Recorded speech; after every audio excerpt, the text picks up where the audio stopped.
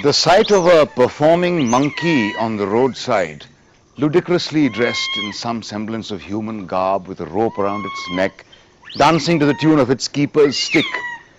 This was a sight which as a child used to enthrall me. It was when I got older that I began to notice the anger and resentment in the eyes of captive animals. Welcome to Living on the Edge. To most people, an animal is little more than a cuddly toy to be given to a child on his or her birthday. To the wildlife enthusiast, an animal symbolizes the battle to conserve the precious little biodiversity left on our planet.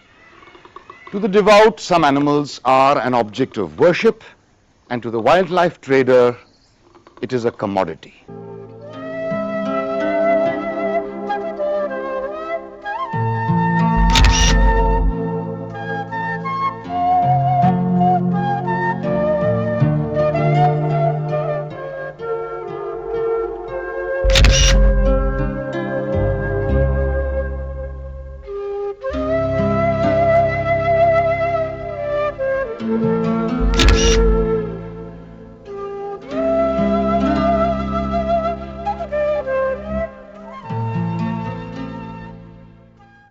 Once upon a time, there was a bird called Martha's pigeon in America.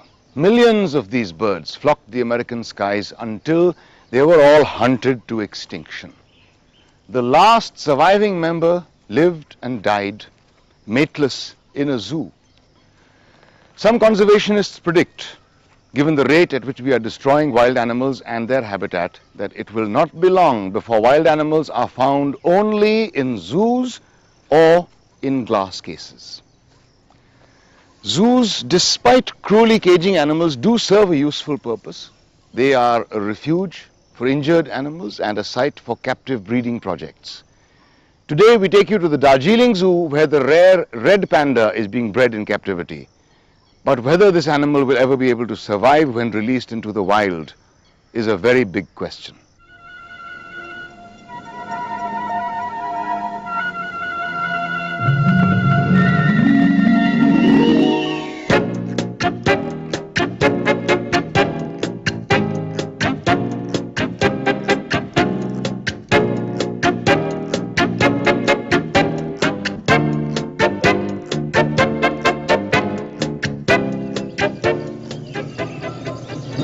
The summer of '98 was a time of celebration for the Darjeeling Zoo. A pair of red pandas gave birth to 4 young ones. This is a world record. बच्चा ये cage के अंदर में है, इसको कभी हम disturb नहीं करता है, खाली टाइम में देख लेता है ठीक है नहीं है। डिस्टर्ब करने से इसका माँ फिर बच्चे को उठा के कहीं बाहर निकाल देगा और बच्चा मार भी दे सकता है। The red panda, or cat bear as it's sometimes called, is a distant cousin of the giant panda. As old as the Himalayas itself, it is a highly endangered animal. Not more than 500 are estimated to remain in the wild. The red panda population has decreased due to habitat interference, habitat fragmentation, and very important factor, the capture of animal for display in zoos.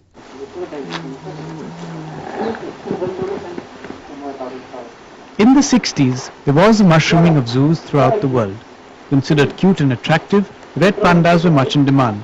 Consequently, Darjeeling, which formed part of their natural home, became a center for supplying red pandas to zoos all over the world. Ironically, the very zoos which have played a part in the red panda's decline are today engaged in a project to save the animal from extinction. In 1994, the Darjeeling Zoo launched an ambitious project to breed them in captivity with an aim to reintroduce them into the wild. The first step was to build up a population with enough genetic variation. Red pandas were imported from European zoos to help achieve this. In captivity, the animal has a high mortality rate. Close to 50% of newborns die soon after birth. The Darjeeling Zoo has been very successful in keeping the newborns alive. Today, there are 16 red pandas in the zoo.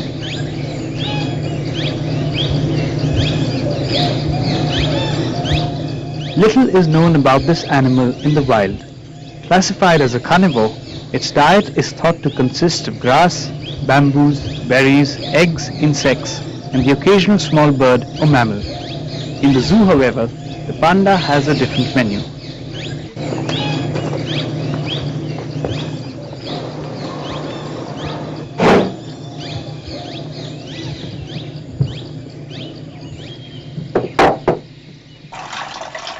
We treat the animal as if it is in the wild.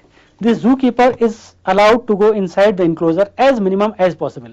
The feeding is done by animal himself. Darjeeling Zoo has virgin patch of forest about 20 to 30 acres.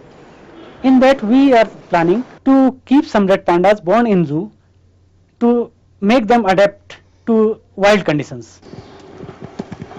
Presence of semi-natural conditions is not enough for reintroduction of an animal into the wild. The animals must have genetic diversity and be free from inbreeding.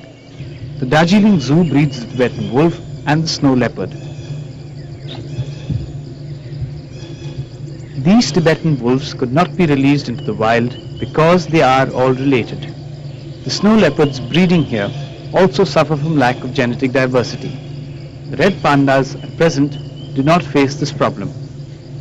The Singalila National Park, a mere 70 kilometers from Darjeeling, has been identified as a site for their reintroduction. The park, covering an area of 78 square kilometers, is thought to have about 26 pandas. But even here, there lies a catch. Preparation is needed for reintroduction program. At present we don't have sufficient inputs. We have done the survey work in Singalila National Park. This survey has to be repeated every year. Before the reintroduction, this red panda biology has to be studied.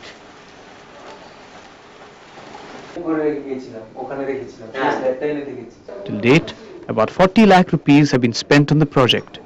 It, however, needs another 4 crore rupees annually to keep it going.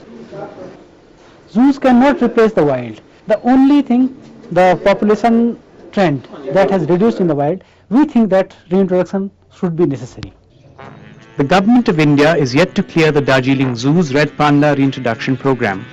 Shortage of funds and lack of long-term support have delayed the project.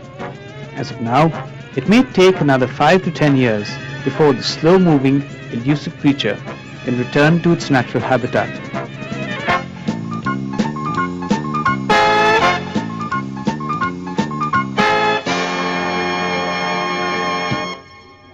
We take a break now, but coming up, an animal preserved to be carried along with the keys in your pocket.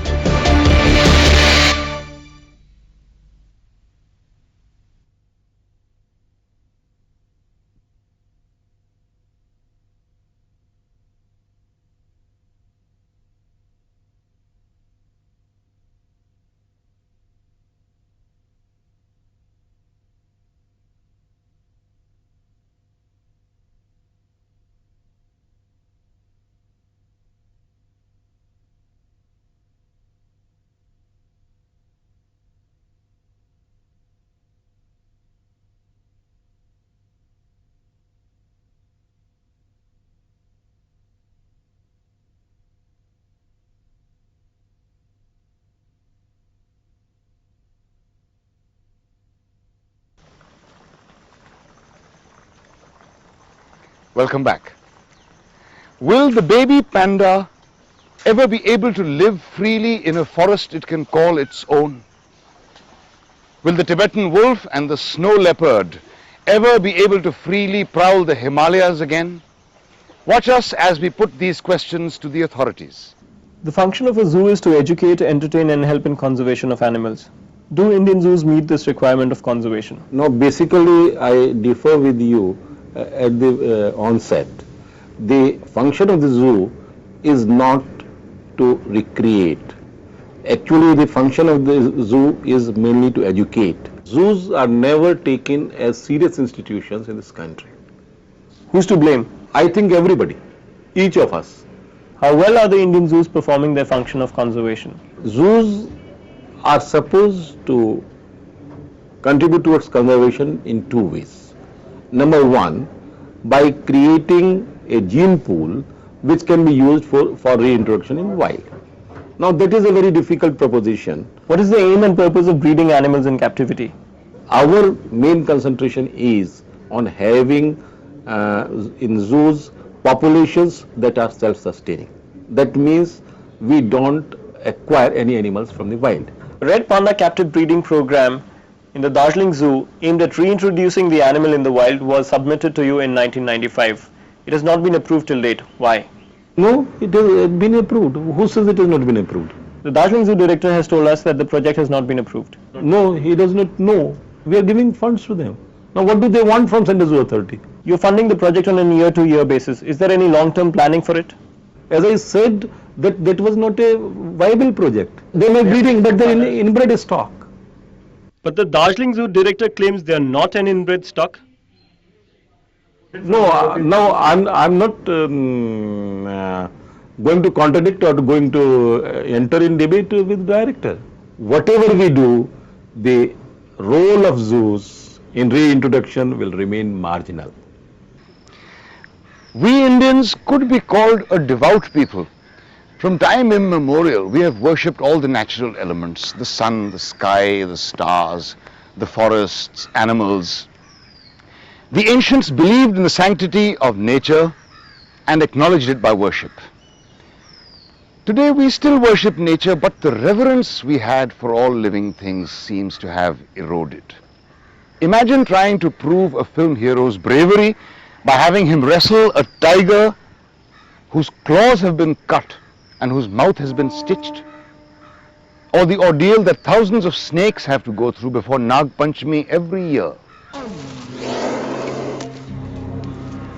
No, we're not invoking the image of the mysterious Orient with its snake charmers and the holy ash with mysterious powers.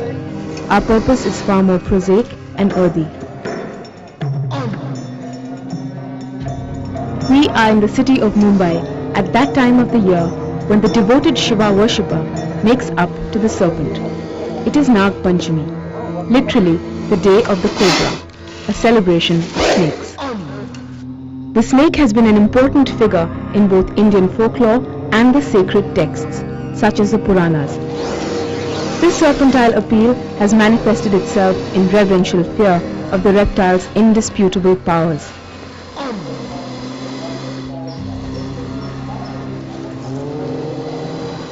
Myth and legend notwithstanding, our report investigates the other side of the so-called celebration of snakes.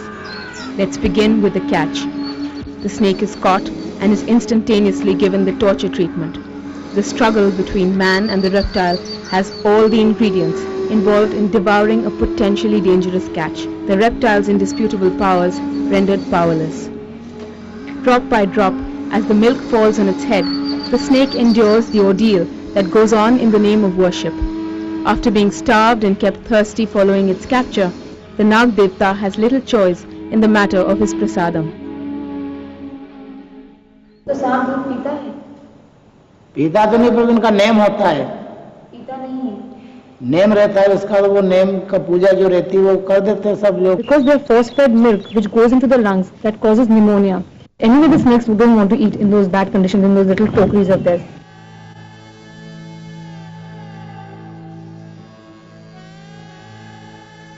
This little basket is the snake's prison, filthy with its own excreta, rotting flowers, sometimes partially shed skin. This imprisonment causes skin diseases in the snake. In its effort to get out of the basket, it suffers from various wounds which are left to fester. Snakes rescued from captivity during Mumbai's celebration of the snake revealed ingenious and inhuman torture methods. Stitching up the mouth, removal of salivary glands, and complete defanging. Makes you wonder as to who actually is the beast. But what happens to the snake after its celebration is over? जहर की थैली वो तो निकाली होती है, और जो जहर की थैली होती है वो एक्चुअली उसके सलाइवरी ग्लैंड्स है, तो उससे उनसे खाना हजम करने में तकलीफ होती है और उसके कारण वो मर ही जाते हैं. 70,000 snakes die in Mumbai every year. These include species like the cobra, the boa and the python, which are protected under India's Wildlife Protection Act. Mumbai has the highest mortality rate for cobras anywhere in the world, even though cobras are not native to the region.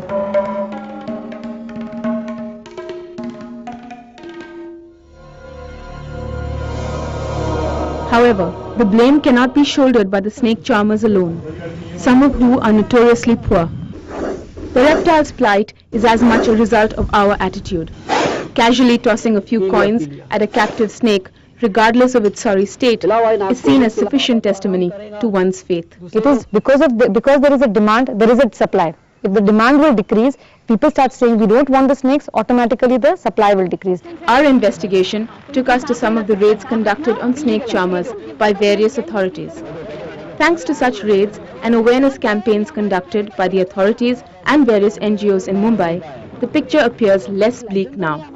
The trade gets less lucrative every year, and the charmers are aware that it is illegal to keep a snake without a license. The raids that we've been having over the last 4 or 5 years have been successful, because this year we hardly got any snakes during these raids of ours. Simple solutions such as using mud idols have to be reinforced with a more serious consideration of our relationship to the snake, or else we will acquire the dubious distinction of a people that neutralize the Nag in its own name. We take a break here, but when we return, the trinket you have been waiting for.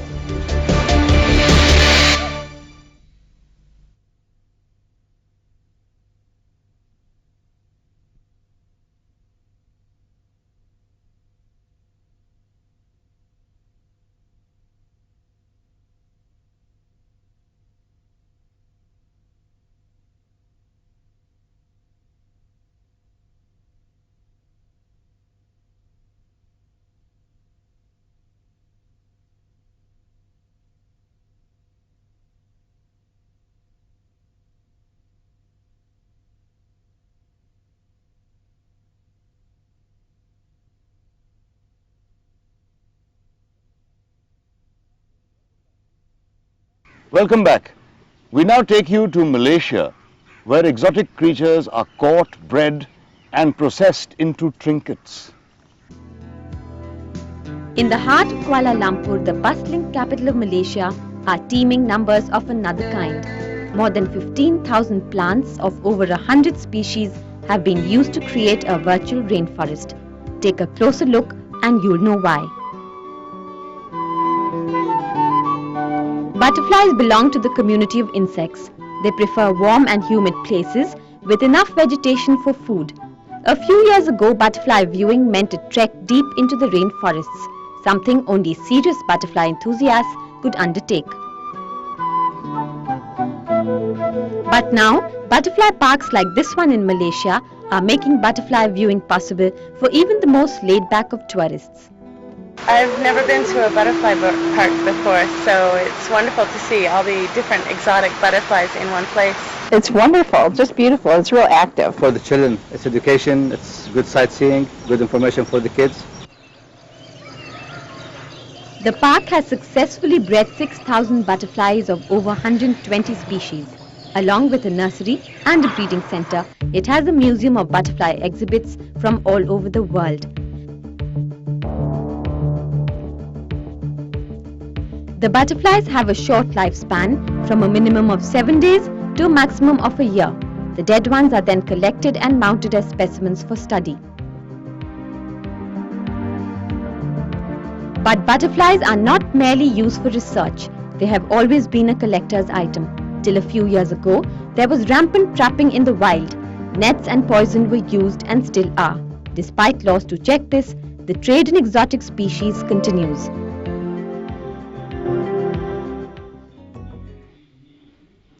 Trade in butterflies is estimated to be $100 million per year. Live butterflies are traded in USA, Japan, Europe, Malaysia and Singapore. Some Indian butterflies can cost up to thousands of US in the illegal market. Illegal trade aside, some countries have successfully created a legal butterfly industry. Whoever said butterflies were of little economic importance needs to make a visit here. Pen stands, coasters, wall hangings, paintings and what have you. Butterflies seem to be big business in Southeast Asia.